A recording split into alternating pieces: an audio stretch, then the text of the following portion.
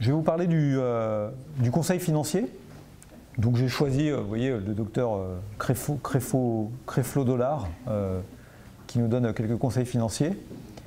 Alors, la question du conseil financier, c'est effectivement par rapport à la troisième raison d'intervention publique, celle de corriger les erreurs d'investissement. La question qu'on peut se poser, c'est est-ce que le conseil financier corrige les erreurs d'investissement ou est-ce qu'au contraire, il amplifie les conséquences?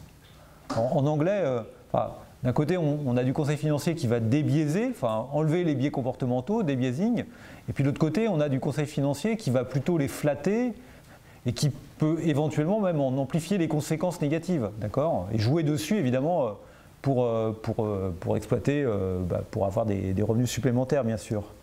Alors, doit-on le réglementer? Comment on peut le faire? Et puis, est-ce que l'État peut mettre en place aussi la mise en place de conseils financiers gratuits et du conseil financier qui soit indépendant? Est-ce que c'est intéressant de le faire ou pas? Et donc là-dessus, on a quelques études empiriques qui sont intéressantes.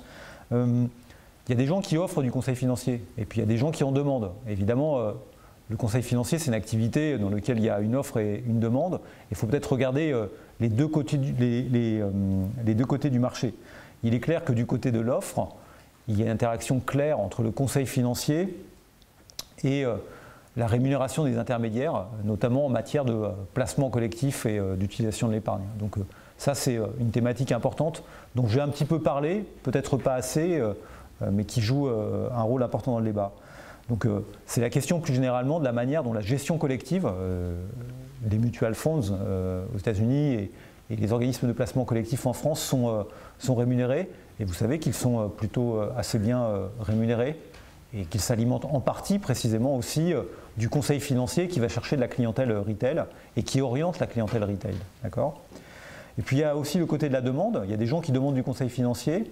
Et donc quels sont les déterminants de cette demande? Et notamment quel rôle peut jouer l'éducation financière là-dedans? Est-ce que le conseil financier est demandé par ceux qui en ont vraiment besoin? Et là aussi, les résultats sont pas très bons. On va se rendre compte qu'en fait, les gens qui demandent du conseil financier sont ceux qui n'en ont pas un besoin prioritaire. Et donc là aussi, ça relativise l'idée que le conseil financier puisse être une manière de modifier les comportements des gens. Donc développer le conseil financier, c'est peut-être une fausse solution. Donc on va essayer de regarder un peu ça. Déjà, parlons un petit peu du conseil en investissement et gestion d'actifs. Donc là, sur cette partie, en fait, je n'ai pas énormément de choses et notamment, je n'ai pas cherché à avoir une étude qui est là-dessus. Mais ça me semble quand même être un point important.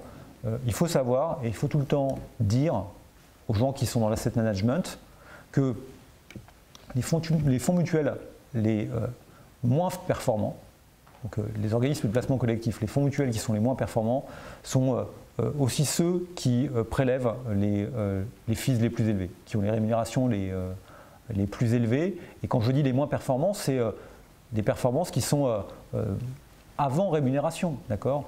Donc les fonds qui obtiennent les moins bons résultats sont ceux qui ont les niveaux de rémunération les plus élevés. D'accord ? Donc ça, c'est un fait stylisé très important à mettre en avant. Il faut aussi savoir que dans la gestion collective qu'on appelle active donne des résultats qui sont moins bons que la gestion collective passive, en moyenne et même en médiane. D'accord ? Et donc il y a une forme d'énigme autour de la gestion collective, et notamment de la manière dont la gestion collective justifie ces niveaux de rémunération pour des performances qui sont somme toute assez médiocres lorsqu'elle est active, et peut-être un peu meilleures lorsqu'elle est passive. Donc je pense qu'il faut faire vraiment attention à cet aspect-là lorsqu'on parle de gestion d'asset management. Il y a beaucoup de problèmes dans cette industrie qui sont liés peut-être à la concurrence qui est installée dans cette industrie et précisément à la manière dont les fonds sont rémunérés. Alors, un des aspects des réglementations actuelles, c'est justement d'essayer de séparer la gestion de fonds d'un côté et de l'autre côté le fait de dispenser du conseil financier. On voit qu'il y a une forme de segmentation de la clientèle qui est mise en place. Il y a des fonds qui sont capables d'avoir des formes de commercialisation directe. Ce n'est pas du tout évident, notamment en France, d'accord, d'avoir une commercialisation directe. Et puis, vous allez faire plutôt une commercialisation qui va passer par l'intermédiaire d'un courtier ou d'un conseiller financier. Donc, les deux travailler ensemble. Et c'est finalement très très difficile de faire de la commercialisation directe. Vous avez besoin d'un conseiller financier.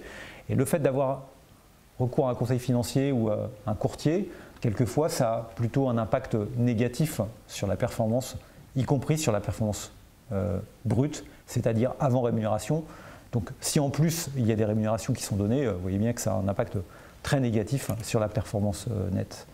Les rémunérations, aux États-Unis comme en France, on a deux systèmes en fait. D'un côté, on a un système qu'on appelle un système de, pour avoir un système de commission, d'accord. Et donc des commissions, elles sont liées à la vente. Et puis de l'autre côté, on a un système d'honoraires, d'accord, d'honoraires de gestion qui pourrait éventuellement être indépendant de la vente. Alors, en fait, le problème, c'est que la traduction de honoraires, de fees comme étant des honoraires, n'est peut-être pas la bonne, parce que l'idée d'honoraires, c'est l'idée que finalement le conseiller financier serait payé comme un avocat à l'heure de travail. En fait, la réalité, c'est que le conseiller financier, il prélève une partie, une proportion, donc une commission sur les transactions qu'il va réaliser. Et c'est bien sûr ce lien qu'il faut essayer peut-être de modifier, le fait que les gens travaillent davantage sous forme d'honoraires que sous forme de commission pour pouvoir dispenser des conseils qui soient véritablement indépendants. Le développement aujourd'hui des robots advisors, c'est peut-être quelque chose qui va dans ce sens-là, et plus globalement, les réglementations essaient d'aller dans ce sens-là, c'est-à-dire de casser cette idée de commission et de faire en sorte que le conseiller financier soit plus indépendant vis-à-vis du fonds qui gère et qui fait les choix d'investissement ensuite. D'accord ? Aux États-Unis, le conseiller financier en fait est régulé de manière assez disparate. On a d'un côté des régulations qui sont des régulations fédérales, et puis de l'autre côté des régulations qui sont des régulations qui se placent plus par État. D'accord ? Donc typiquement, le fait qu'il y ait ces régulations disparates fait que le conseil financier n'est pas toujours un conseil financier de qualité. Donc il y a une nécessité un peu d'assainir en quelque sorte ce conseil financier. Il y a des études qui ont montré typiquement que les mauvais conseillers financiers, par exemple, changeaient d'état, passaient d'un état à un autre, déménageaient, et que donc ils continuaient leur activité sans aucune difficulté parce qu'ils échappaient en fait à la sanction liée à leurs mauvais conseils. D'accord ? Bon, il y a des efforts qui sont faits dans ce domaine-là, il y a des associations professionnelles qui essayent de changer, de modifier un petit peu les choses, et donc il y a des évolutions qui sont en cours, et encore une fois, qui vont plutôt dans le bon sens, c'est-à-dire dans le sens d'une relative indépendance du conseiller financier vis-à-vis de l'asset manager. D'accord ? Autre élément à dire sur le conseiller financier, toujours en matière de qualité des conseils, mais cette fois plus dans les institutions, notamment dans les banques. Il y a des études qui ont été faites, je pense à celles de Muller-Nathan et Noët et Chouard, par des visites mystères, c'est-à-dire on rend visite à des conseillers financiers, on va dans sa banque, et puis on demande des conseils de base et on note les gens. Donc on fait des visites mystères avec des faux clients, des enquêteurs, qui viennent en quelque sorte tester les conseillers financiers selon les caractéristiques des individus. Donc on a mis en place ce système-là en France avec les visites mystères. Et ce qui est montré par ces études, à la fois en France et aussi aux États-Unis, c'est que les conseillers financiers des banques ou d'autres organismes ne tiennent pas suffisamment compte de la situation personnelle des individus. En fait, ils cherchent plus à écouler des produits, enfin c'est un peu caricatural ce que je dis, mais ils cherchent plus à écouler des produits qu'ils ont à disposition, qu'à tenir compte, qu'à adapter ces produits ou qu'à adapter le portefeuille aux besoins du consommateur. Donc ici, si vous regardez par exemple des questions qui sont posées par les chargés de clientèle aux prospects, avez-vous été interrogé sur votre niveau de revenu ? Vous voyez que dans un cas sur deux, les gens ne sont pas interrogés sur leur niveau de revenu. Pourtant, c'est un aspect important lorsque on pose une question sur un conseil financier pour justement placer de l'argent. Donc on s'intéresse au brevet, on s'intéresse au niveau d'épargne financière parce qu'en gros, on essaie de capturer de l'information sur tout ça. On s'intéresse moins à la situation personnelle des gens en termes d'horizon, en termes de niveau d'appétence au risque, en termes de revenus et en termes de charges. D'accord ? Et puis on ne s'intéresse pas du tout au niveau de compétences financières des gens.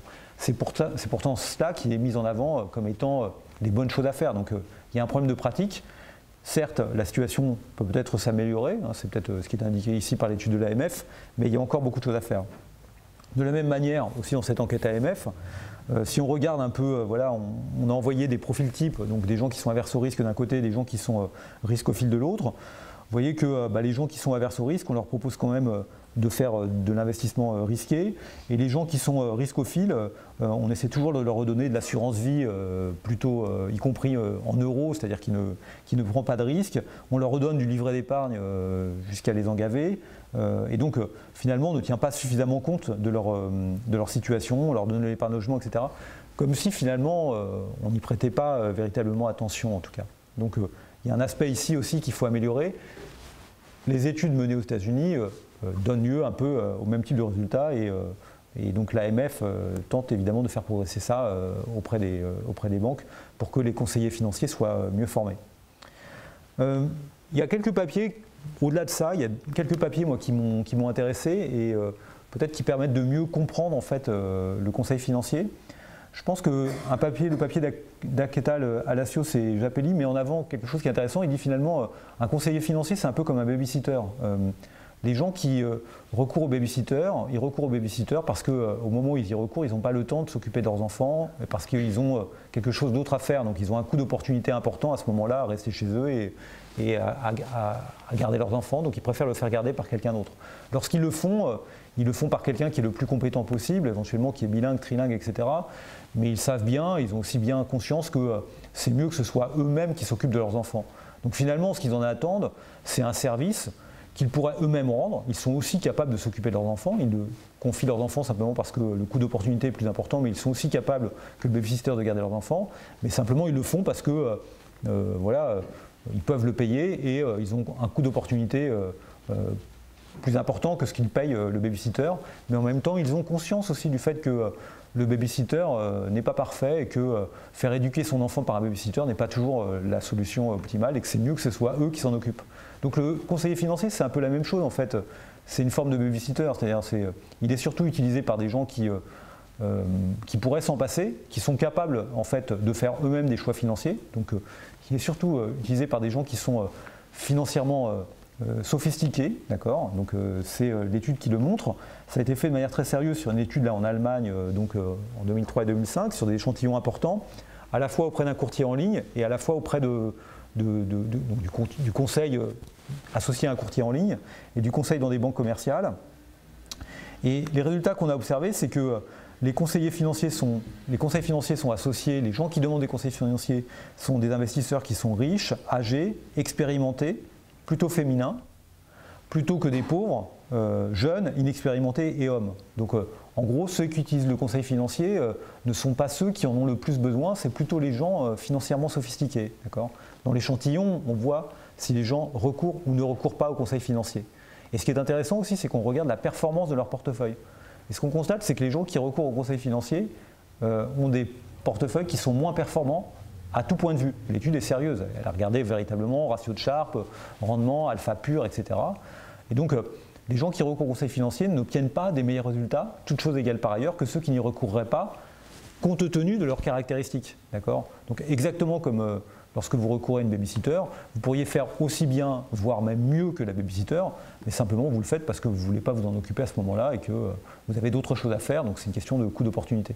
Donc, dans ce cadre-là, si on accepte cette idée-là, finalement, les conseillers financiers sont utiles autant que les babysitters. Donc évidemment, ils ont leur légitimité. Des gens ne veulent pas s'occuper de leurs affaires financières. Ils ont recours à un conseiller financier. Ils sont sophistiqués, donc ils connaissent aussi les limites du conseil financier. Et effectivement, on observe que la performance qu'ils obtiennent est moins bonne que si ils géraient par eux-mêmes leur actif en question, en tout cas en comparant dans l'échantillon des gens qui sont dans la même situation.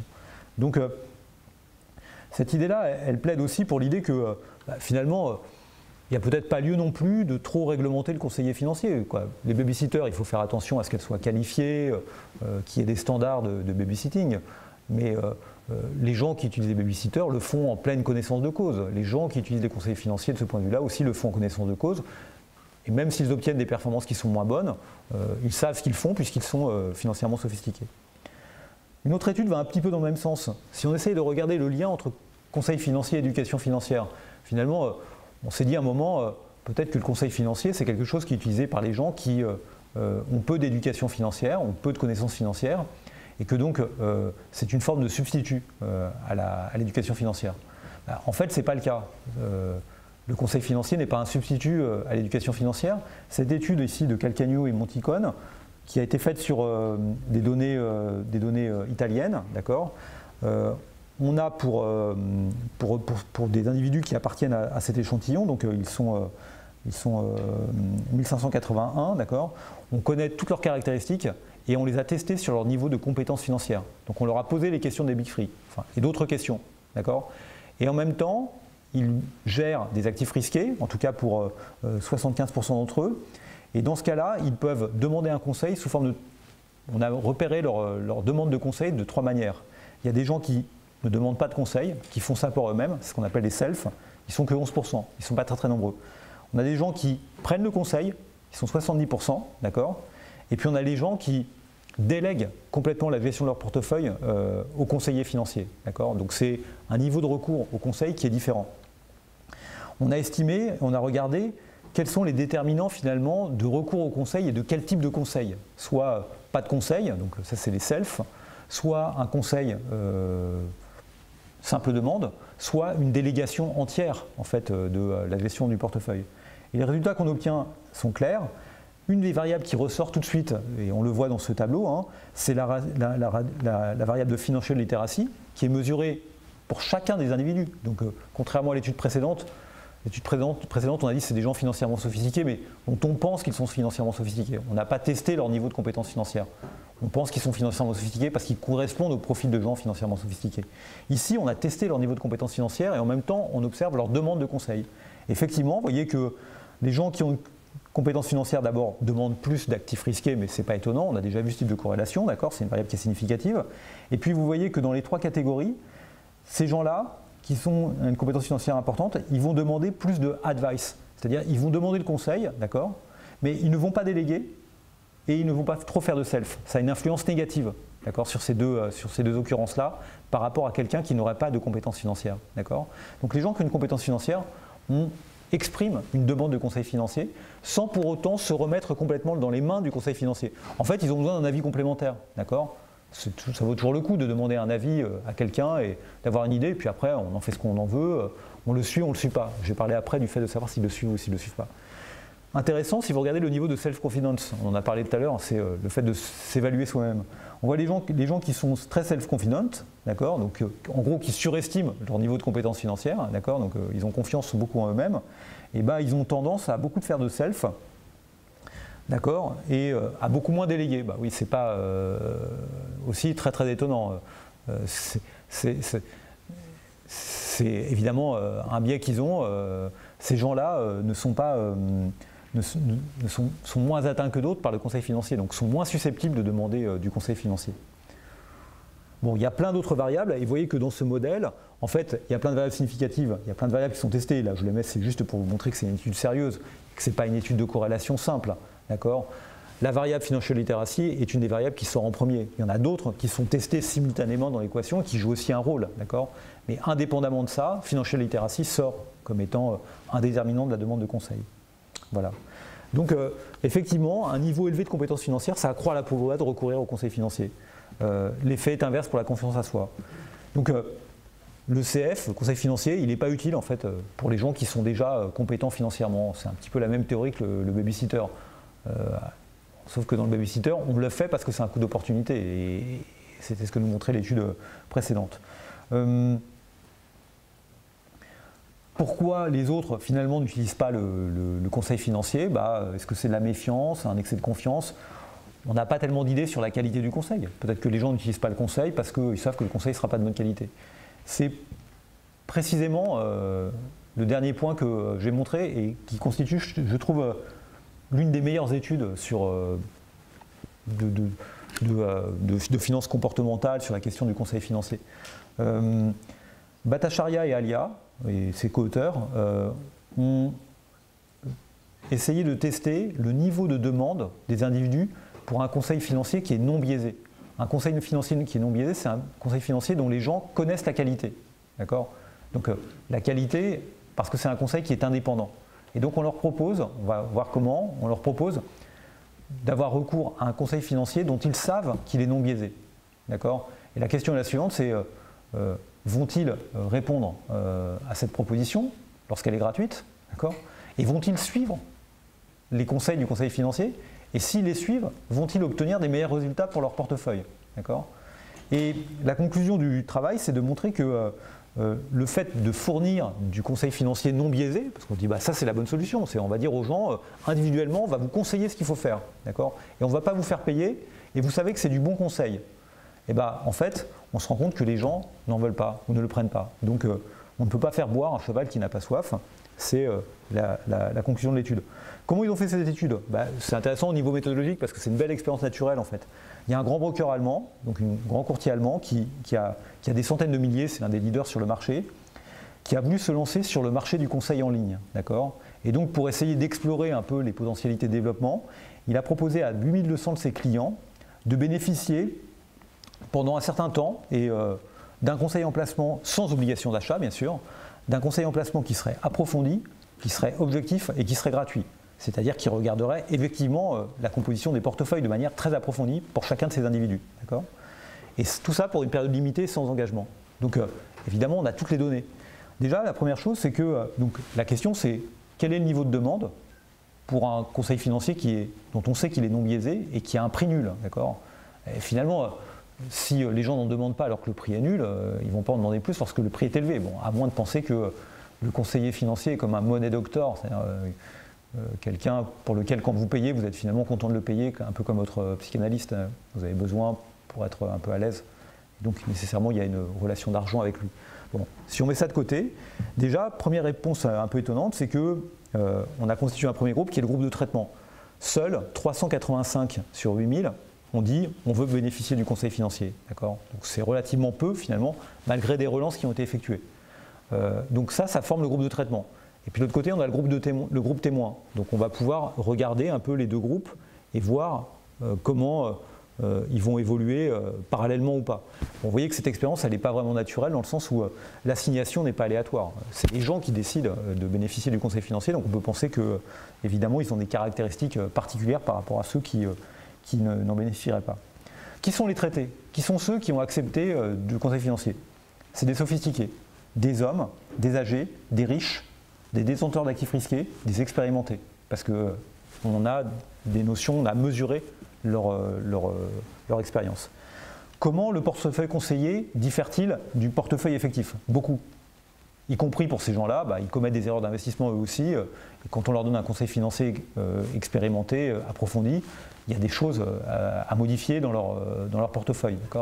Donc effectivement, ils ont réussi à regarder la différence qu'il y avait entre la préconisation du conseil financier et ce qu'aurait été le portefeuille si il n'y avait pas eu ce conseil financier, puisqu'il y a le groupe témoin qui permet de comparer les deux. Le portefeuille conseillé est-il plus efficient? Oui, il s'est avéré plus efficient. Donc les conseils sont bons, heureusement. Donc là aussi, on est capable de mesurer la qualité du conseil financier ex post après réalisation, d'accord? Vont-ils adopter ce portefeuille? Donc on va leur donner un conseil, on va leur dire prenez ce portefeuille. Suivent-ils le conseil? Pas vraiment. Déjà, c'est pas très bon, ils sont peu nombreux à dire qu'ils veulent du conseil financier. Et quand on leur donne le conseil financier, ils le regardent et ils ne le suivent pas vraiment, d'accord? Ils le suivent en partie, mais pas tous. Au total, comment s'améliore la performance du portefeuille? Vous voyez, assez peu. Beaucoup pour ceux qui suivent le conseil, mais ils sont peu nombreux, et peu pour les autres. Et donc, en moyenne, il y a eu peu d'effets, puisque déjà, on a peu de gens qui ont suivi le conseil financier, et puis qui ont accepté le conseil financier, et il y en a peu qui l'ont suivi après. C'est finalement assez inquiétant. Alors je ne sais pas si ce broker allemand après a mis en place sa plateforme approfondie de conseil, mais ça montre que même lorsqu'on propose un conseil qui est de qualité aux gens, c'est pas pour ça que les gens vont dessus, d'accord?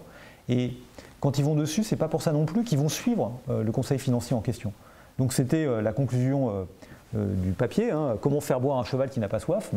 Il n'y a pas de solution. Enfin, s'il n'a pas envie de boire, le problème ne se pose pas. La fourniture du conseil financier non biaisé donc, a peu d'utilité, puisque finalement les gens n'y vont pas, même lorsqu'il est gratuit. Le problème, c'est comment fait-on pour convaincre les gens de suivre les conseils. Donc, comment convaincre le cheval qui a soif de boire? Il n'a pas soif, donc ça pose un problème. Donc, le fait d'imposer un conseil financier qui serait objectif, ça montre que ce n'est pas forcément quelque chose de suffisant.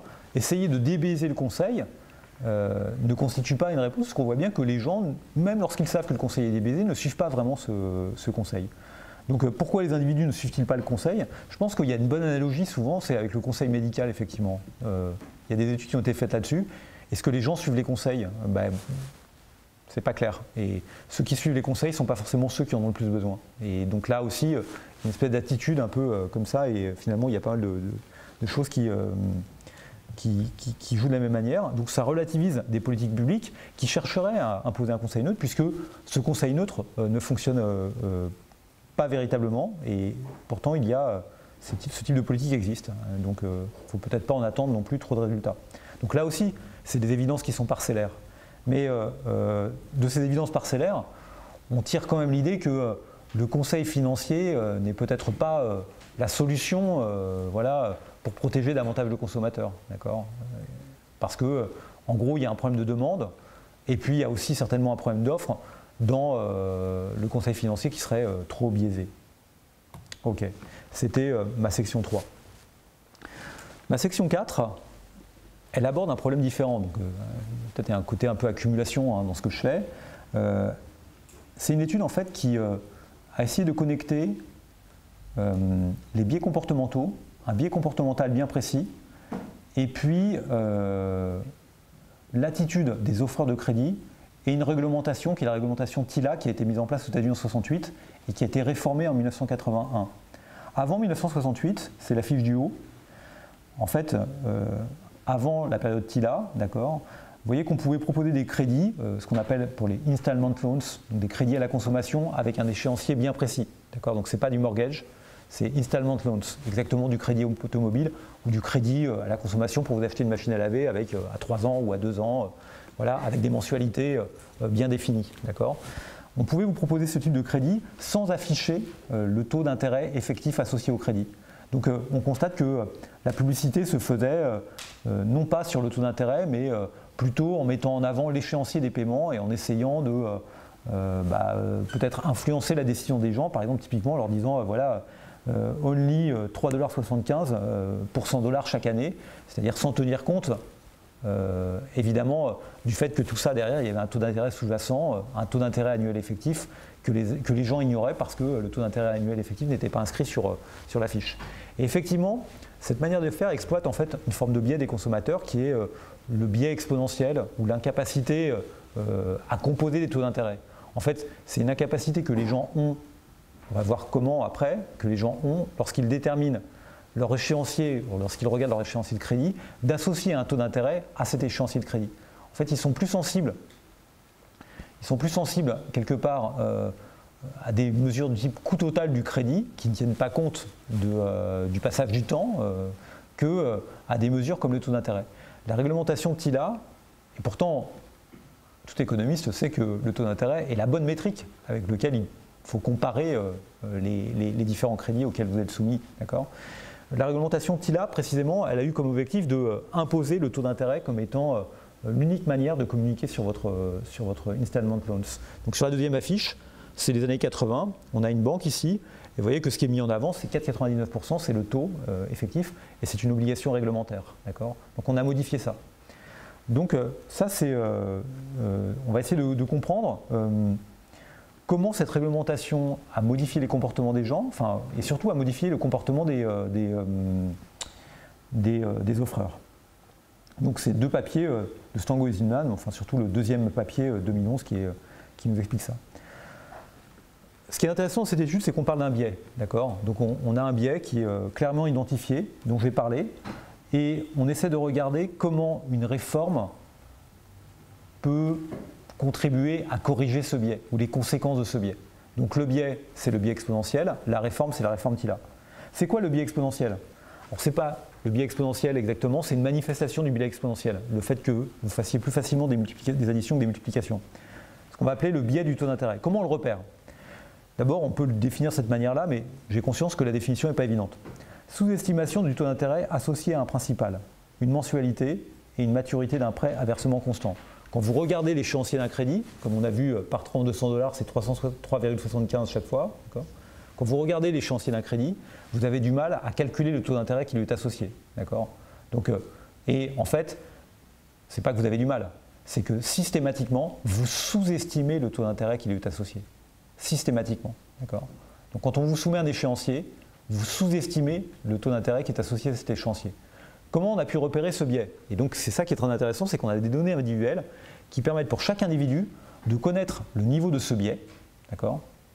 Connaître le niveau de ce biais pour chaque individu, et en même temps pour ces mêmes individus, on a observé les différents crédits à la consommation auxquels ils ont souscrit avant la réforme et après la réforme. Et donc on peut mesurer la manière dont éventuellement les offreurs de crédit tiennent compte ou non du biais dans le taux d'intérêt qui est proposé aux individus en question. D'accord? Alors comment d'abord vous mesurez le biais? En fait, le Survey of Consumer Finance, alors c'est des études en fait, sur des données qui sont assez anciennes, c'est un peu troublant, hein. Vous voyez, c'est des études des années 70-80, enfin des données des années 70 et 80, alors que c'est des papiers qui ont été publiés récemment. Bon, peut-être le contexte a changé, mais c'est parce qu'on n'a plus ces données-là actuellement, et donc c'est intéressant de le faire. On demande aux gens, les gens ont besoin de 1 000 $ pour financer l'achat d'équipements immobiliers, d'accord? Et ils vont devoir le repayer en 12 mensualités d'échéance fixe, d'accord? Et donc, on leur pose la question, combien pensez-vous que ça va vous coûter au total pour ce remboursement? Quel est le coût total du crédit, d'accord? Déjà, c'est la question qu'on leur pose. Donc, vous voyez bien qu'on leur dit, voilà, vous avez un crédit de 1 000 $, vous devez le rembourser sur un an, quelle est la somme des mensualités? Okay, donc les gens vont répondre. Les gens vont répondre par exemple 1 200. Okay, ils vont dire, voilà, ça va faire 12 mensualités de 100 $. C'est ce qu'ils sont prêts à payer ou ce qu'ils pensent payer pour un crédit de ce type-là. Bon, évidemment, ça dépend du taux d'intérêt à ce moment-là, mais c'est une notion éminemment subjective. Et la question qu'on leur pose après, donc à partir de ça, leur réponse, s'ils disent 1 200, s'ils disent ça va être 12 mensualités de 100 $, puisque c'est un installment loans, donc c'est un crédit à mensualité fixe, d'accord? On est capable d'en déduire quel est pour eux le taux d'intérêt annuel effectif qui est associé à leur réponse en termes d'échéancier. Donc s'ils disent 1 200, on est capable de calculer le taux d'intérêt annuel effectif qui est associé à ça. Je vais vous dire combien c'est. La plupart des gens pensent que le taux d'intérêt annuel effectif qui est associé à 12 versements de 100 est de 20%. C'est ce qu'ils appellent add-on. D'accord? En fait, évidemment, ils font comme si le remboursement, la plupart des gens, c'est ça le biais exactement. C'est qu'en fait les gens vont répondre 1 200 et donc ils vont dire je rembourse tous les mois 100 $, et quand on leur demande quel est le taux d'intérêt, ils vont répondre 20%.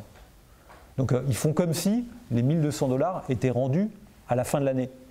Ils ne tiennent pas compte du fait qu'il y a des paiements qui s'étalent tout au long de l'année. Ils ne tiennent pas compte de la décroissance du capital, du principal. D'accord? Donc ils font exactement cette erreur-là.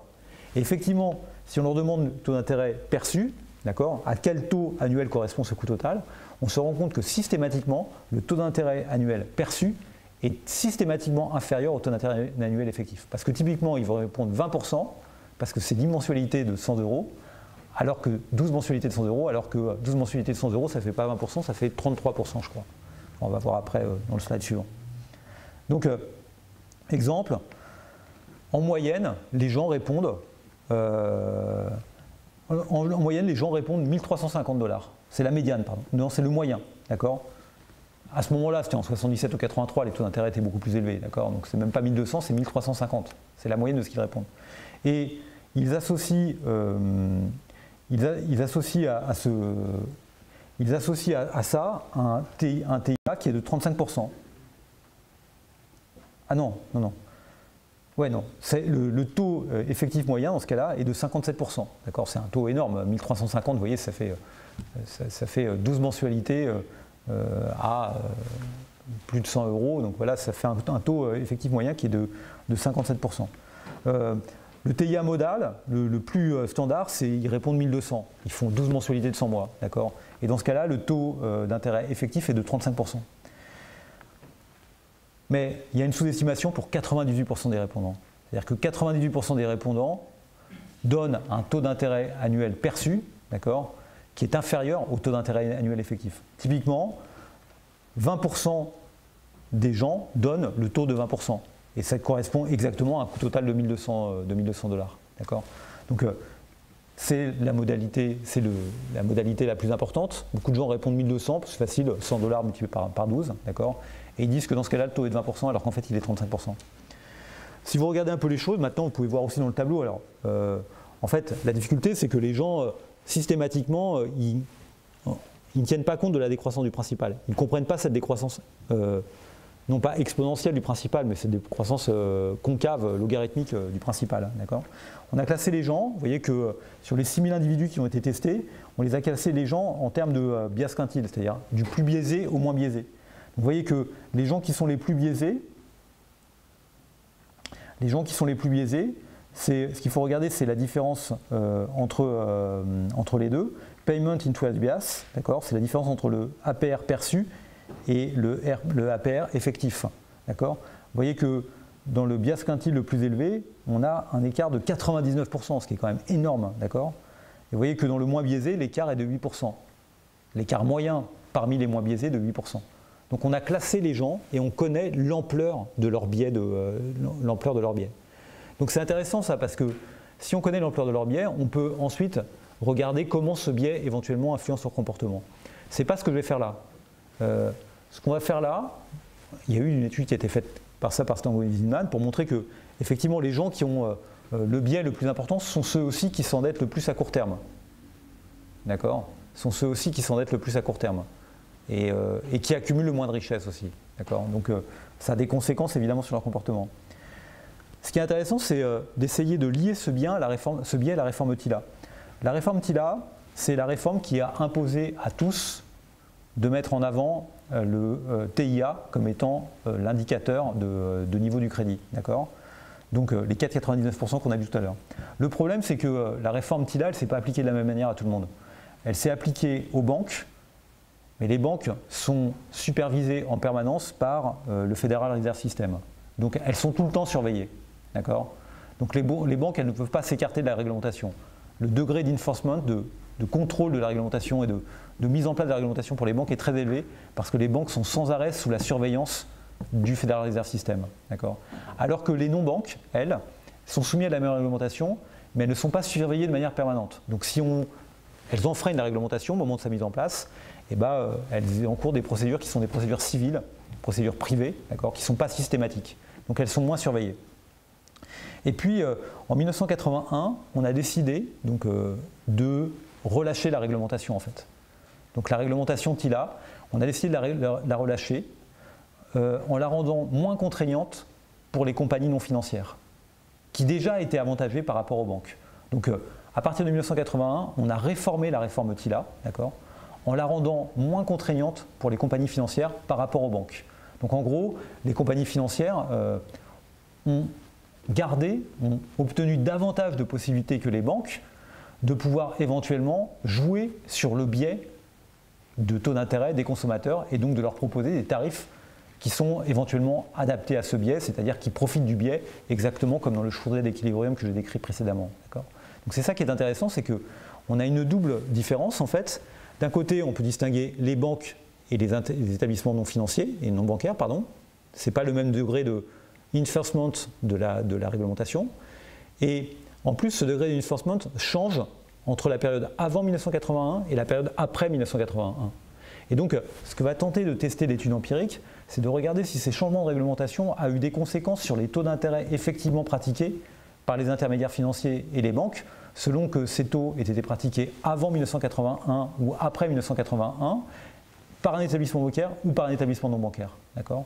Et ce que l'on va voir, évidemment, c'est que le fait d'avoir relâché la réglementation à partir de 1981 a conduit les établissements non bancaires à davantage exploiter ce biais de taux d'intérêt pour les populations qui sont le plus soumises, alors que les banques, elles, n'avaient pas la possibilité de le faire. D'accord ? Donc ça, c'est le premier effet. C'est qu'en gros, évidemment, c'est fait sur des données microéconomiques, c'est-à-dire que pour chacun des individus, les 6000 qu'on a testés, on regarde le niveau de crédit et le type de crédit qu'ils ont obtenu. Vous savez que les Américains adorent les crédits de la consommation, donc ils en ont tous plein. Donc on peut regarder à quel taux ils ont été facturés selon leur degré de biais. Et on observe effectivement une corrélation entre les deux lorsque ils ont souscrit le crédit auprès d'un établissement non bancaire qui précisément a eu un relâchement de la réglementation après 1981. Donc ça veut dire qu'il y a une forme d'exploitation par les établissements non bancaires de la réglementation et donc exactement conformément au chaudret d'équilibrium en fait. Ils ont fait de la discrimination en augmentant le taux d'intérêt annuel effectif effectivement servi aux clients qui sont les plus biaisés, d'accord ? Aux clients qui sont les plus biaisés. Et donc ça, on a pu le voir en les comparant en les comparant aux clients bancaires, dans lequel ceci n'est pas possible, et aussi en les comparant dans le temps avant 1981 et après 1981, puisque vous voyez que après 1981, et c'est ce que montre cette affiche, hein, je ne vais pas commenter l'affiche, mais la nouvelle affiche, elle montre qu'après 1981, vous voyez, c'est la Summer, c'est la Camry Toyota, d'accord? Et ben, vous voyez, c'est bon, hein, les établissements non bancaires, ils recommencent à enfreindre la loi TILA, d'accord? Puisque la surveillance est relâchée.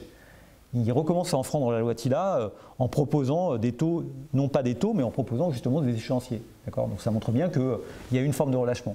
Et ben, on voit qu'effectivement, ce relâchement s'est traduit par une exploitation du biais. Ça, c'est la première conclusion. Mais il y a une conclusion qui est beaucoup plus troublante et en fait intéressante, qui est que, globalement, le fait d'avoir relâché la loi, d'avoir relâché la réglementation, a conduit, certes, à creuser l'écart de taux d'intérêt servi, de taux d'intérêt annuel effectif entre les biaisés, entre les plus biaisés et les moins biaisés, d'accord? Donc effectivement, on a une discrimination qui est allée croissante et donc une exploitation du biais qui est bien effective par les intermédiaires non bancaires. Donc ça, c'est un point qui est attendu par la théorie. Mais il y a un autre point qui est beaucoup plus surprenant. C'est qu'en fait, certes, l'écart entre les deux a augmenté, d'accord, mais globalement, les taux d'intérêt ont baissé. Ce n'est pas simplement un fait qui est lié à la conjoncture économique, on a contrôlé tout ça, d'accord. C'est le fait qu'on a l'impression aussi que parce que la réglementation s'est relâchée, eh ben, nos intermédiaires non bancaires, ils ont pu globalement baisser les taux d'intérêt qui sont servis aux individus. Et donc, en fait, ce qui s'est passé, c'est que certes, l'écart entre biaisés et non biaisés s'est accru, d'accord, mais globalement, les taux d'intérêt ont un tout petit peu augmenté, ont un peu augmenté pour les biaisés et ont beaucoup baissé pour les non biaisés. D'accord? Donc au total, on a eu un espèce d'effet d'offre en fait.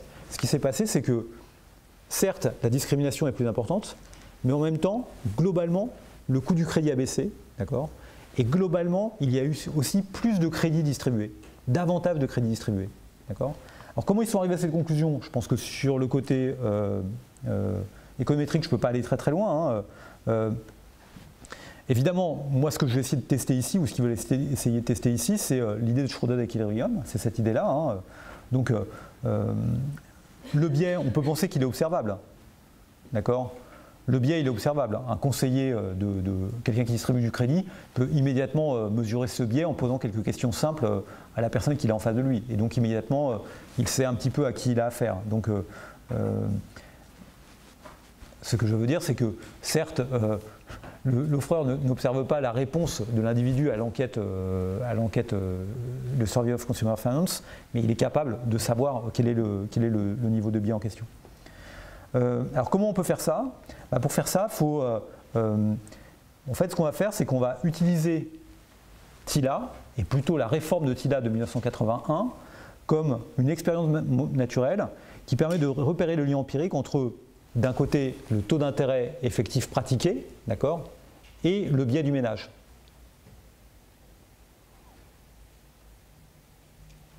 On voit bien que ce biais dépend, ce lien dépend de la capacité, en gros, de celui qui offre le crédit, de discriminer sa clientèle et donc de proposer un tarif plus élevé à celui qui est soumis au biais.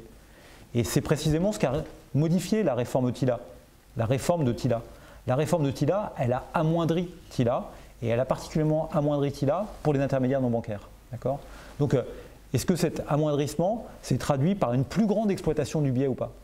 La réponse est positive. Pour le faire, il faut faire un modèle, ce qu'on appelle un modèle de triple différence.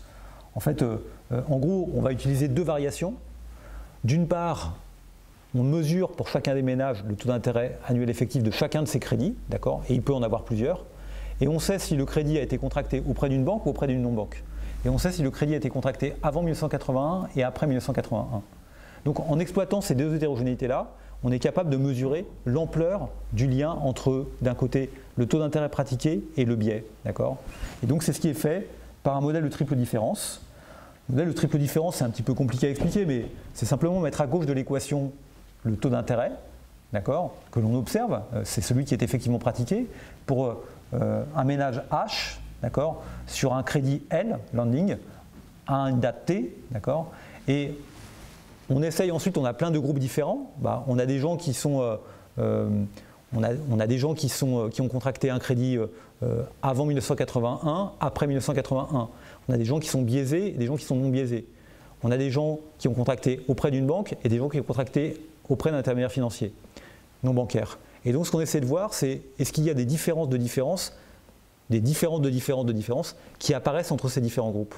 Et typiquement, le coefficient ici, qui est le coefficient bêta 1, c'est précisément le coefficient qui va mesurer la manière dont le fait d'être plus biaisé, le fait d'avoir souscrit à une compagnie non bancaire et le fait de l'avoir fait après 1981, d'accord, a augmenté le taux d'intérêt auquel vous avez souscrit. Et on est capable de mesurer exactement ces effets-là en utilisant des modèles de demi. Donc on est capable d'isoler en fait pour chacun de ces groupes les moyennes, et en ayant des groupes témoins, par exemple vous voyez bien que les gens qui ont souscrit un crédit, les gens non biaisés ou biaisés qui ont souscrit un crédit auprès d'une banque,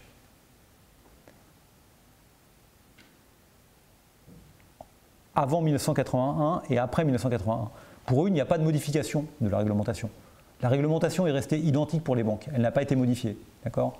Donc finalement, en comparant cet individu à celui qui est dans la même situation, mais qui lui a souscrit auprès, et des fois ça peut être le même individu, c'est ça qui peut être incroyable, et qui a souscrit auprès d'un intermédiaire financier non bancaire, on est capable de mesurer effectivement l'impact de la réglementation sur le comportement des offreurs de crédit et sur les prix qui sont proposés aux consommateurs, quoi, les prix qui sont obtenus par les consommateurs. D'accord ?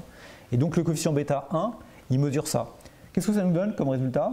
Les résultats sont spectaculaires, c'est la colonne 4. Alors après, on n'a peut-être pas le temps de regarder, mais de tout ça regarder, mais si vous regardez l'estimation 4, c'est l'estimation la plus complète, d'accord ? Vous voyez que le coefficient qui est associé au triple effet, c'est celui précisément qui mesure l'impact de la nouvelle réforme TILA, d'accord, pour les consommateurs biaisés qui ont souscrit auprès d'un intermédiaire financier non bancaire. L'effet, il est de 4,1. Ça augmente le taux d'intérêt de 4,1%.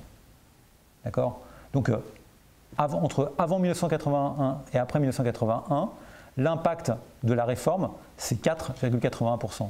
Okay ? Les autres effets permettent de mesurer ce que effectivement, la réforme TILA, par exemple, a permis.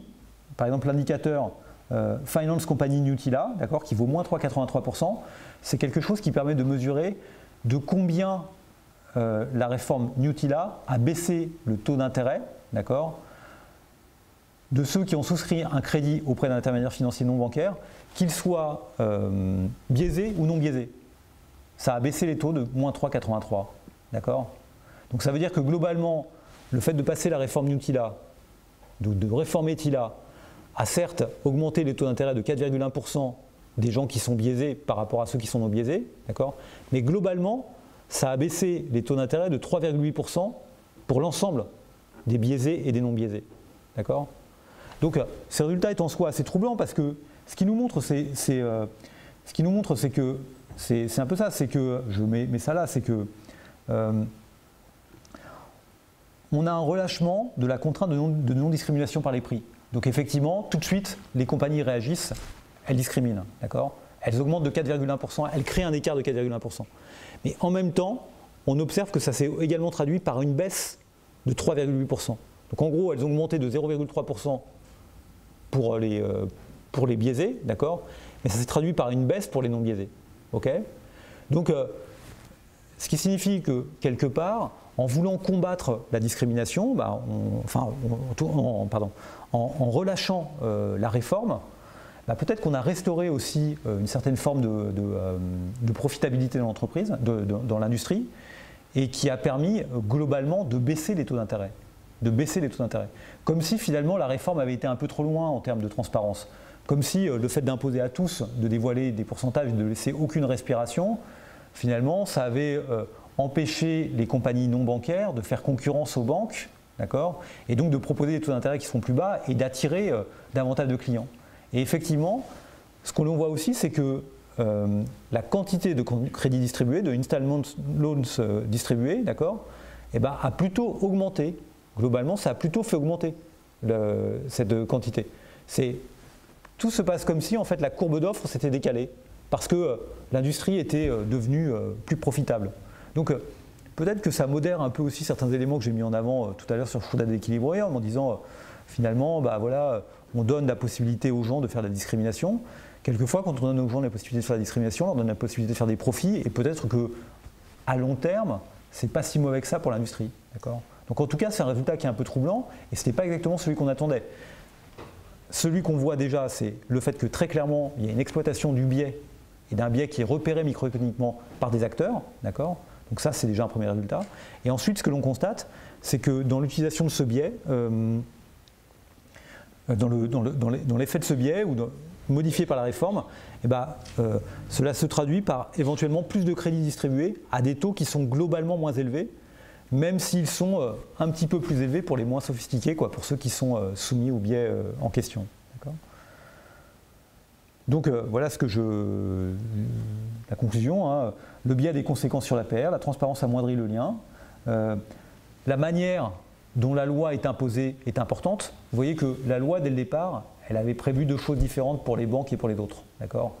Et quand on relâche en 1981 légèrement, non pas pour les banques mais pour les autres, tout de suite, ils se mettent dans la brèche pour essayer davantage de faire de discrimination.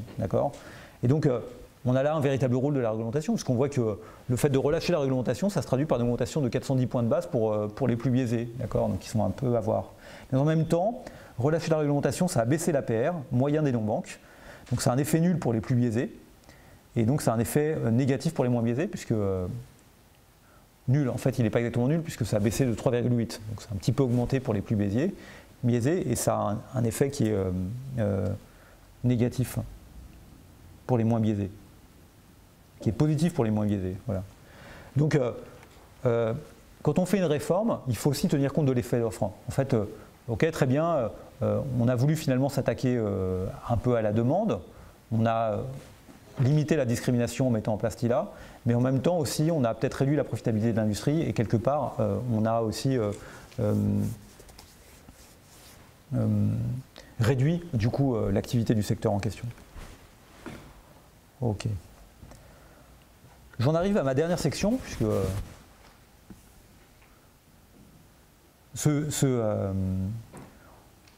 cette étude, enfin celle que je viens de citer, je pense est l'une des meilleures en fait.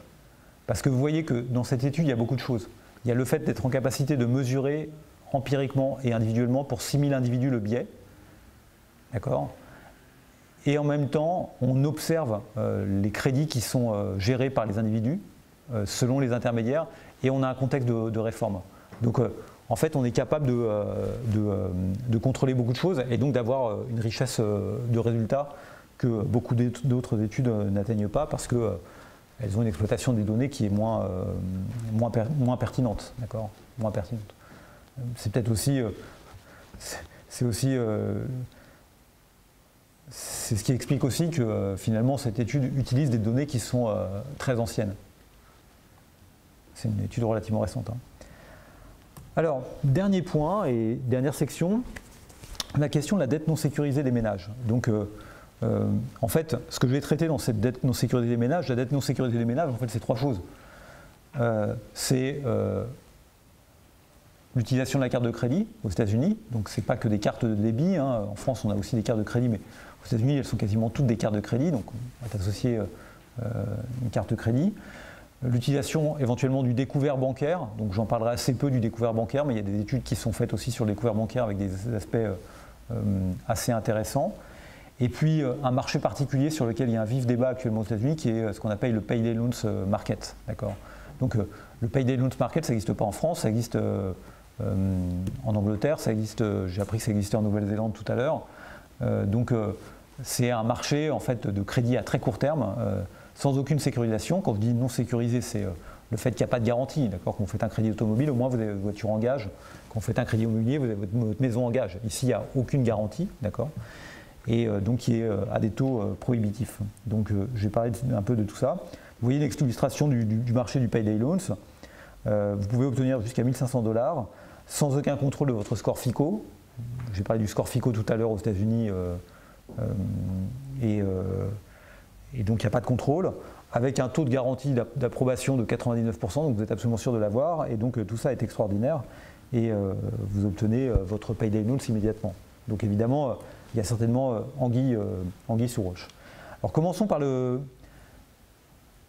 payday loans, et ensuite je parlerai aussi des cartes de crédit. Bon, donc ça c'est l'introduction que je viens de faire. Toujours les mêmes questions. Hein. Doit-on et comment peut-on réglementer? Est-ce qu'il n'y a pas une exploitation par l'industrie de l'irrationalité individuelle? Comment on peut protéger l'individu contre lui-même? Voilà, et donc évidemment c'est des questions qui se posent sur des réglementations américaines, le CARD Act, l'action du CFPB qui est le Consumer Federal Protection Bureau aux États-Unis, et puis évidemment des réformes aussi en France du Code monétaire et financier. Alors, parlons un petit peu de payday loans. C'est quoi payday loans? C'est simplement des crédits qui sont accordés pour un montant faible à court terme sans garantie. Donc la procédure est standard, vous êtes le 15 du mois, vous allez voir un magasin, il y en a combien? 12 000, j'ai mis le nombre aux États-Unis, il y en a plus que des McDo. Il y en a 16 000 aux États-Unis, d'accord? Il y a plus que de McDo. Vous allez voir un magasin de payday loans, vous rentrez et puis vous leur donnez juste votre fiche de paye du mois précédent, votre numéro de compte, d'accord, pour qu'ils puissent récupérer l'argent le 31 du mois dès que la paye est virée. Et en échange, ils vous donnent en moyenne 350 $, en médiane 350 US $, en vous faisant payer un coût qui, pour 15 jours, ce qui est aussi une durée médiane, est de 15 US $ pour 100 $ empruntés. D'accord ? Donc typiquement, si vous empruntez 350 US $, vous devez rendre 50 $ au bout. Et donc si vous calculez évidemment le taux d'intérêt annuel effectif associé à ce genre d'opération non sécurisée automatique, vous voyez qu'il est de 391%. D'accord ? Donc c'est quelque chose qui fonctionne beaucoup aux États-Unis, qui distribue du crédit. On va voir au niveau réglementaire que ce n'est pas autorisé dans tous les États. Évidemment, en France, cette activité n'est pas possible parce que la réglementation sur le taux de l'usure rend impossible de distribuer du crédit à 391% en taux d'intérêt annuel effectif. Hein, d'accord ? Donc évidemment, ça n'existe pas. Si vous regardez le profil de l'emprunteur, c'est des gens évidemment qui sont peu éduqués, qui ont moins de 45 ans, qui ont des enfants qui ont faible à moyen revenu, qui ont atteint la limite de leur carte de crédit. C'est des gens qui en ont besoin, d'accord ? C'est une industrie qui est peu concentrée, donc en fait, on va parler de la réglementation après, c'est des entreprises qui ne sont pas des entreprises fédérales, elles ne sont pas réglementées au niveau fédéral, d'accord ? Donc c'est des entreprises qui sont locales, et si vous regardez, les conditions de concurrence sont relativement correctes, c'est peu concentré, c'est peu profitable, et il y a une concurrence qui semble à un niveau relativement élevé. On voit se développer beaucoup de segments qui ressemblent à ça aujourd'hui, notamment avec la digitalisation. Hein. Il y a le online payday, donc, qui est encore plus cher, me semble-t-il, que le payday loan standard, mais qui est un marché qui est quasiment aussi gros aujourd'hui. Hein. Vous allez juste sur Internet pour faire la même chose que ce qu'on vient de faire là dans la boutique. Vous pouvez aussi mettre votre voiture en gage pour obtenir le même genre de choses. D'accord ? Et puis une partie des plateformes de crowdlending, donc de prêts de particulier à particulier aux États-Unis, occupent le positionnement du payday loans. Vous savez ce que c'est le crowdlending ? C'est le fait que des gens se rencontrent sur des plateformes internet et des gens qui ont des besoins financiers à court terme ou à moyen terme ou des fois à long terme ou crédit étudiant ou n'importe quoi, d'accord, et vont chercher, et d'autres qui ont de l'argent à placer leurs prêts directement via cette plateforme. Je reparlerai un petit peu après parce que justement il y a des modifications réglementaires à ce sujet-là actuellement aux États-Unis et donc il y a un débat de ce point de vue-là assez riche. Alors je trouve que il y a en fait, le payday loans est vraiment dans le viseur du régulateur aux États-Unis, enfin du Consumer Federal Protection Bureau aux États-Unis, qui n'est pas vraiment le régulateur, qui est l'institution qui a été mise en place en 2009 par les lois Dodd-Frank. Et je pense qu'ils ont une bonne manière de présenter les choses. Là, je n'ai pas le truc en entier, mais ils disent, mais finalement, les payday loans,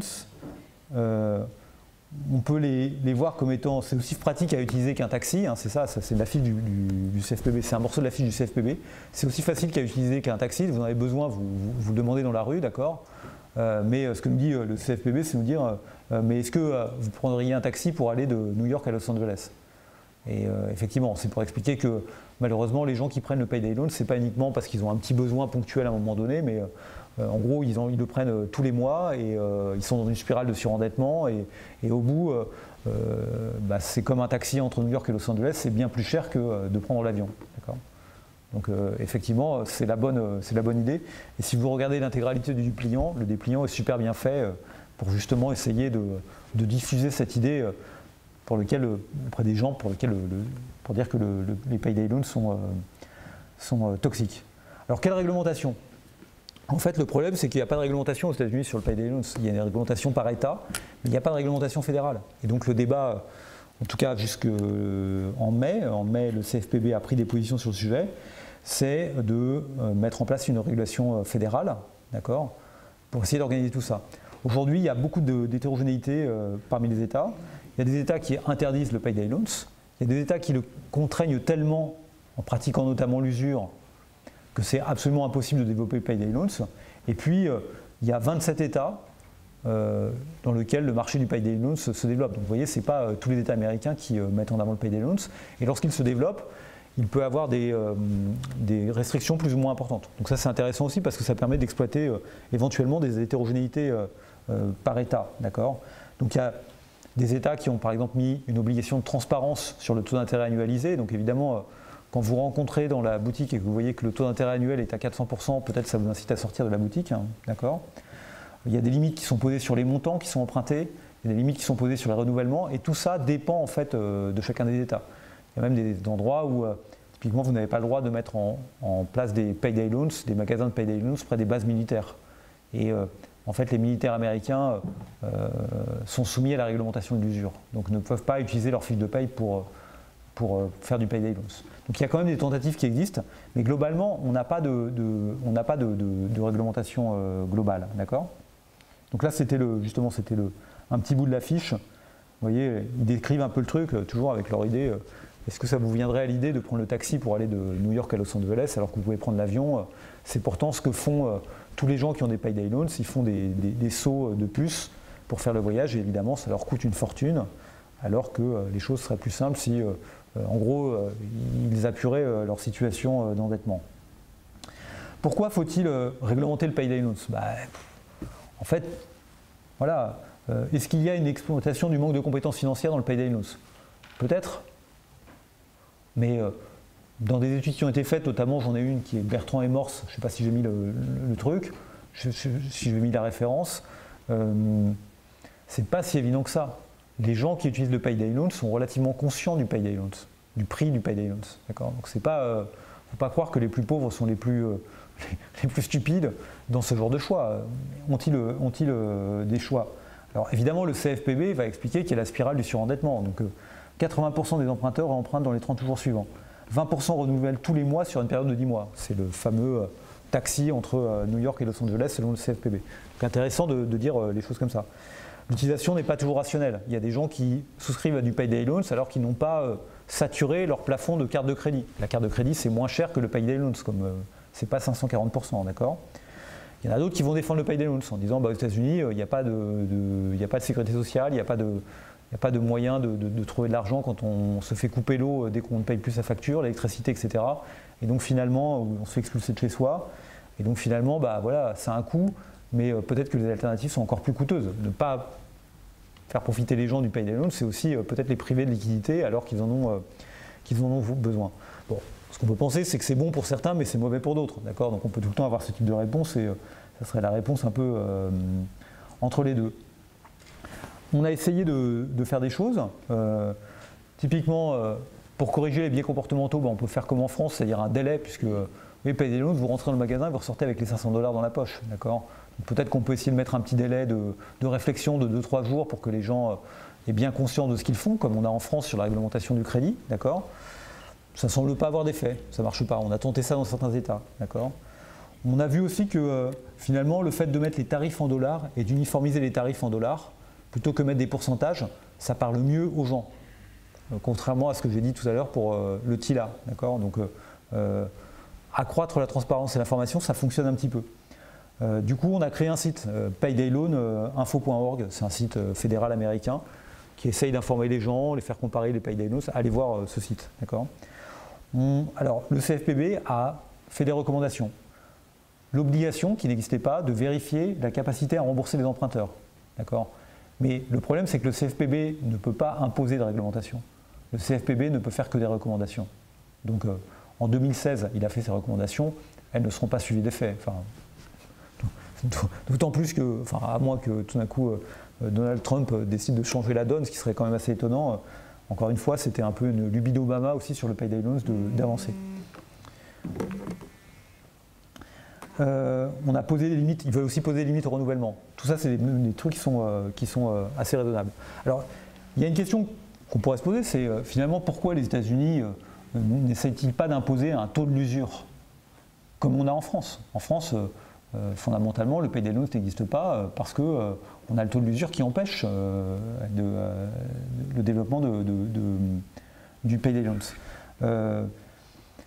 Si les États-Unis imposaient au niveau fédéral un taux de l'usure, évidemment, cela conduirait à la disparition du payday loans, compte tenu de la manière dont il est distribué, des taux d'échec, enfin des taux de défaut, etc. Évidemment que la rentabilité de cette industrie n'est pas un taux annuel de 20% comme on peut le voir en France, hein, d'accord ? Donc si on impose un taux de l'usure, c'est simplement une manière de liquider l'industrie, de la faire disparaître. Alors il y a eu un truc assez intéressant là dernièrement, c'est qu'il y a une expérience naturelle justement sur le taux de l'usure aux États-Unis. En fait, il y a une étude là, que j'ai citée. Jusqu'alors, aux États-Unis, il y a une réglementation de l'usure, mais qui est par État, qui se fait par État, et donc qui n'est pas fédérale, d'accord ? Mais en fait, elle était très facilement contournée parce qu'il suffisait qu'une banque du Colorado distribue du crédit à New York pour contourner la loi sur l'usure de New York. En gros, une banque qui est inscrite au niveau fédéral peut distribuer du crédit sur tout le territoire américain. Et donc, et elle est soumise à la réglementation de l'usure dans l'État dans lequel elle est installée.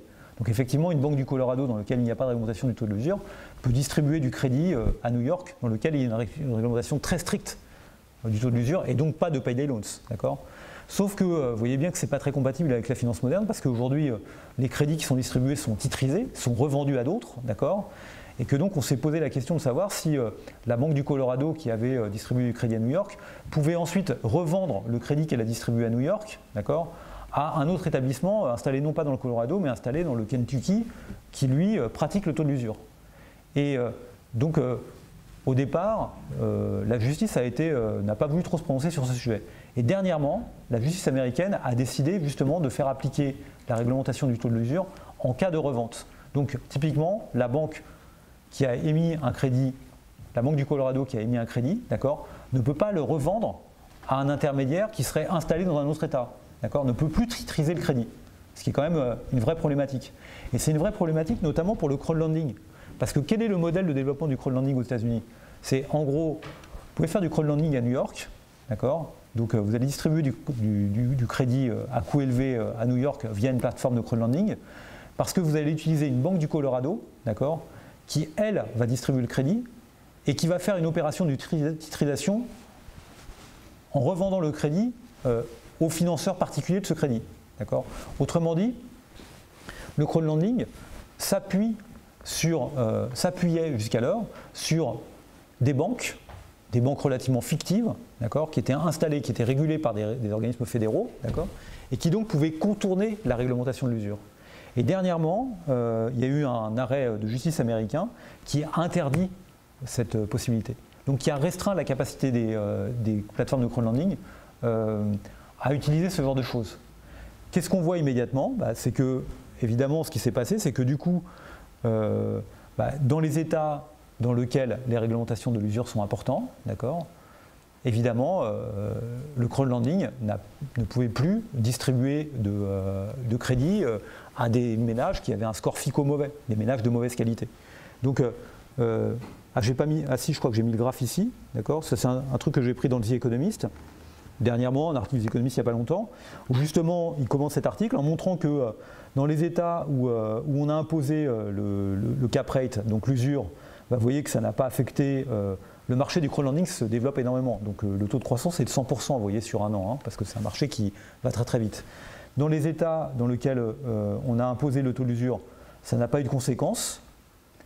Ça n'a pas de conséquences sur le développement de l'industrie pour les individus qui ont des bonnes notes. Et vous voyez que pour les individus qui ont des mauvaises notes, sous 625, d'accord, donc c'est les individus de mauvaise qualité, donc les mauvais emprunteurs, et bien ceux-là, vous voyez que dans les États où on n'a rien imposé, l'industrie continue à se développer pour eux comme pour les autres, alors que dans les autres États, évidemment, c'est en train de disparaître, ça a baissé de 50%. Donc ça montre quoi? Ça montre que dès qu'on touche à l'usure aux États-Unis, et là on n'est pas sur le marché du payday loans pur, on est sur le crowdlending, qui est un petit peu moins coûteux pour l'individu que le payday loans. Dès qu'on le fait et dès qu'on met en place de l'usure, évidemment le risque qu'on prend c'est de casser l'industrie. Alors peut-être que c'est ce qu'il faut faire, enfin peut-être qu'après tout, effectivement en France on a fait éventuellement d'autres choix en mettant des plafonds d'usure qui sont beaucoup plus contraignants. Mais c'est une question qui mérite en tout cas d'être posée et qui montre que restreindre le taux d'usure n'est pas forcément une solution de ce point de vue-là. Évidemment, en France, il n'y a pas de payday loans parce que le taux de l'usure est supérieur d'un tiers au taux effectif moyen pratiqué. D'accord ? Donc en France, il y a une réglementation de l'usure qui est assez incroyable. Le taux moyen pratiqué des crédits immobiliers, c'est 3,5% ou 3%. C'est un chiffre, hein, il suffit de regarder sur le site du ministère de l'économie. Et le taux de l'usure, c'est 4,5%. Donc ça veut dire qu'aucune banque ne peut prêter à un taux supérieur à 4,5%, c'est-à-dire à un tiers du taux moyen effectivement pratiqué. Donc c'est très très contraignant. Okay ? Et donc, vous voyez, pour le crédit à la consommation, c'est 20%. Okay ? On est très très loin des 491% dont j'ai parlé tout à l'heure, ou 13% pour les découvertes, ce qui est aussi effectivement faible. Donc évidemment, la question ne se pose pas. Dernier point, carte de crédit aux États-Unis. C'est aussi un exemple qui est assez intéressant en fait, parce que le Card Act a été une réforme très importante. En fait, quand on a lancé les cartes de crédit dans les années 70 aux États-Unis, c'était un produit haut de gamme. Donc c'était les gens, c'était American Express, etc. Donc les gens qui gagnaient de l'argent, qui souscrivaient à ce type de carte. Et puis le produit s'est popularisé. En fait, il a touché des segments de moins en moins sophistiqués de la population. Et donc, évidemment, il contribue aussi à des formes de surendettement pour des gens qui ont une mauvaise qualité, une mauvaise note FICO. Si vous regardez d'ailleurs les choses, ce dessin est assez troublant. Sur ce dessin, vous voyez le score FICO des gens, donc leur niveau de notation de qualité financière de 480 à 840. Et la courbe bleue, elle indique les profits qui sont réalisés par les boîtes qui font des cartes de crédit. D'accord ?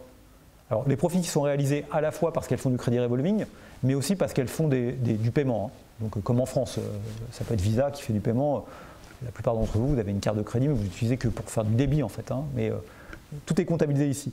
En fait, vous vous rendez compte que ces entreprises, elles gagnent beaucoup d'argent, c'est la courbe bleue qui le montre, elles gagnent beaucoup d'argent sur les gens qui ont les scores FICO les plus faibles, d'accord, parce que, en gros, jusqu'en 2009, elles leur faisaient des conditions de crédit qui étaient vraiment déplorables, d'accord, donc, et elles profitaient de leur naïveté ou de leur manque de sophistication pour évidemment leur prélever des fees encore plus élevés, d'accord, donc c'est ce qu'on voit sur la gauche.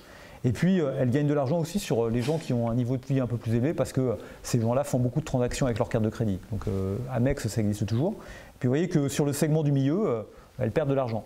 Donc, en gros, les cartes de crédit, elles ont profité du manque de sophistication des gens pour avoir des abus de tarification qui sont générateurs de profit. Donc, du coup, la réglementation, elle s'est mise à encadrer les taux d'intérêt qui sont pratiqués. Elle s'est mise à encadrer les frais annexes, donc elle a une composante qui est d'encadrement des tarifs, hein, donc c'est vraiment une réglementation assez forte. Et puis elle s'est mise à faire des obligations d'information sur la tarification, coût du découvert, etc. etc. En France, on a le même genre de préoccupation finalement quand on encadre les frais des banques. Bon, ici c'est sur le crédit, d'accord ? Quelle efficacité de cette réforme ? Alors, ce qui est intéressant, c'est qu'on a une étude qui a été faite sur 160 millions de consommateurs à partir de 2008-2009, donc au moment de la mise en place de la réforme. Et ce qui est, l'étude teste la réforme de manière suivante, c'est qu'on a pu observer des gens qui avaient des cartes personnelles. Les cartes personnelles sont soumises à la nouvelle réglementation, alors que les cartes professionnelles, d'accord, ne le sont pas. Okay ? Donc, de cette manière-là, on peut voir comment les banques, comment les distributeurs de cartes ont modifié leurs tarifs et ont appliqué la loi sur les cartes personnelles par rapport aux cartes professionnelles qui, elles, ne sont pas soumises à la loi. D'accord ? Donc on a une forme d'expérience naturelle. En fait, on a un groupe traité. Le groupe traité, c'est les gens qui ont une carte professionnelle, une carte personnelle. Et on a un groupe témoin, c'est les gens pour qui rien n'a changé parce qu'ils ont une carte professionnelle. Et donc, en regardant la manière dont ces deux populations évoluaient, on a pu faire aussi des modèles de différence, d'accord, en regardant si l'écart entre les deux catégories avait augmenté ou pas. Et évidemment, ce qu'on attend, c'est que on s'attend à ce que la réglementation serve à quelque chose, puisqu'elle affecte les gens qui ont des cartes personnelles. Donc on a aussi une méthodologie là, et on a une expérience naturelle par comparaison entre ce groupe témoin et ce groupe traité. Donc c'est une approche de différence, exactement comme on l'a fait tout à l'heure, mais là c'est une double différence dans le temps et parmi les gens qui sont professionnels et personnels. D'accord ? Alors, beaucoup de gens sont assez admiratifs de cette réforme, et je ne sais pas, j'ai regardé des blogs tout à l'heure, encore en janvier, on a beaucoup de papiers qui sont écrits en disant super, on a des résultats qui sont vraiment intéressants. Ça a marché, d'accord ? On a une baisse des frais punitifs, d'accord ? Mais c'était bien l'objectif de la réforme, et elle mettait en place les price caps, donc quelque part, évidemment, on l'a fait.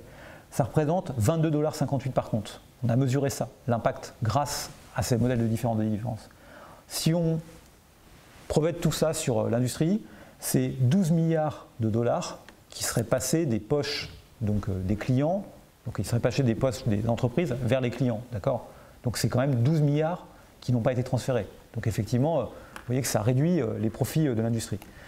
En plus, ce qui est génial aussi, c'est que ça a surtout profité aux gens précisément qui ont les scores FICO les plus faibles. Donc c'était bien ceux-là qu'on voulait aider, hein, ceux qui sont ponctionnés. J'ai montré les dessins précédemment. Ceux-là, d'accord, ceux qui sont là, la zone bleue, d'accord, qui sont ponctionnés par la situation. Donc la réforme semble atteindre ses objectifs. Encore plus impressionnant, on ne voit pas, en tout cas dans leur échantillon, eux ne voient pas de hausse d'autres frais pour compenser. D'accord ? Donc on a vraiment quelque chose qui fonctionne. Par contre, le volet transparence et information ne fonctionne pas. Ça ne change pas grand-chose. D'accord ? Autre élément très intéressant, c'est que le fait que les prix aient baissé, le taux d'intérêt est baissé, les prix d'utilisation de la carte de crédit est baissé, on peut penser que ça conduit aux gens à s'endetter plus. Mais en fait, ce n'est pas vrai. D'accord ? Il n'y a pas eu de modification du volume d'activité ou du volume de crédit distribué. On aurait pu s'attendre à ce qu'il augmente éventuellement. En fait. Non, il n'augmente pas, d'accord ?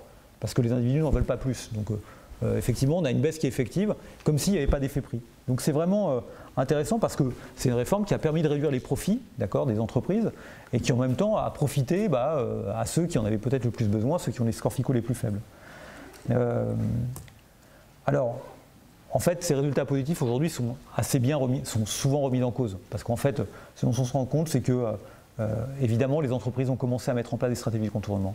Donc leur stratégie de comportement, c'est recomplexifier la tarification à des endroits où elle n'a pas été réglementée, le fait de distribuer des cartes professionnelles plutôt que des cartes individuelles, puisqu'elles ne sont pas soumises à la réglementation, le fait de créer des nouvelles cartes qu'on appelle les rebate cards, qui sont des cartes en fait, qui vous donnent droit à des rabais, mais à venir, pas seulement sur vos achats, mais sur les intérêts que vous allez payer, qui ne sont pas aussi soumis à la réglementation.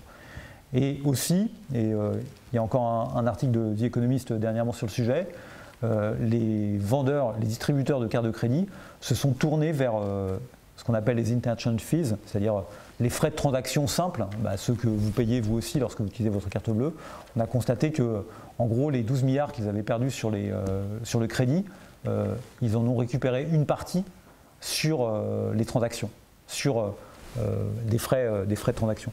Donc, finalement, c'est aussi là quelque chose que l'on voit, c'est qu'on a une réglementation qui semble être une réglementation intéressante, qui est assez contraignante, qui passe par des plafonds sur les prix, qui a un effet, d'accord, qui baisse les profits, qui profite finalement à ceux qui en ont plus besoin, sans réduire l'activité, donc vraiment de manière assez pure, mais en même temps on voit que cette réglementation atteint ses limites parce que en gros elle est compensée à d'autres endroits. Donc c'est peut-être la conclusion que je pourrais avoir, c'est de ça, puisque maintenant je vois qu'il est 9h, c'est qu'on a tous très faim, et c'est de se dire que ça met du temps, des réformes mettent du temps à être mises en place, elles mettent du temps aussi à obtenir des résultats, et les individus s'y adaptent, tout le monde s'y adapte, d'accord ? Et donc il faut traiter tout ça de manière pragmatique et essayer de regarder ce qui marche ou ce qui ne marche pas, avec des données. Donc voilà, j'aurais pu vous parler, et c'est pour ça que je vous ai mis ça comme ça, c'était pour vous amuser juste une dernière fois. J'aurais pu vous parler d'épargne de retraite parce que je trouvais que c'était quand même la meilleure image de tout le truc. Ça permet de rester un peu zen. C'est un sujet important. Et je trouve que c'est un endroit où précisément les réformes ont plutôt bien fonctionné. Le Pension Protection Act est quand même une loi intéressante aux États-Unis, mais j'en aurais pas parlé. Voilà. Je vous remercie de votre attention. Et donc, voilà. Merci.